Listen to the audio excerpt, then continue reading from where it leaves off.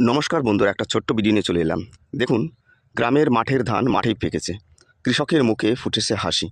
সারা মাস ধরে তারা অপেক্ষা করে থাকে কখন ধান পাকবে। তো ফসল যদি ভালো হয়, কৃষকের মুখেও কিন্তু হাসি ফোটে। এবং আজকাল আপনারা জানেন, ফসল ফলাতে কিন্তু প্রচুর পরিমাণে খরচা। তো কৃষকের এই ফসলের উপর কিন্তু নির্ভর করে মানব সভ্যতা চলে।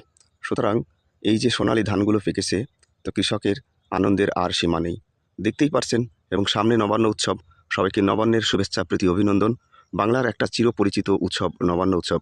আপনারা জানেন, নতুন ধান উঠলে পিঠে পুলি বা বিভিন্ন রকমের খাবারের আইটেম রান্না করে এই উৎসবটি পালন করা হয়। তো দেখতেই পাচ্ছেন কত সুন্দর ফসল ফলেছে।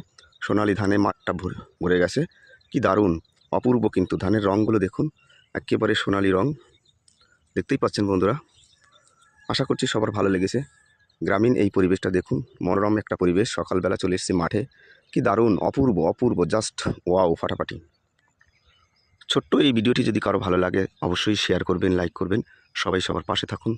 ধন্যবাদ।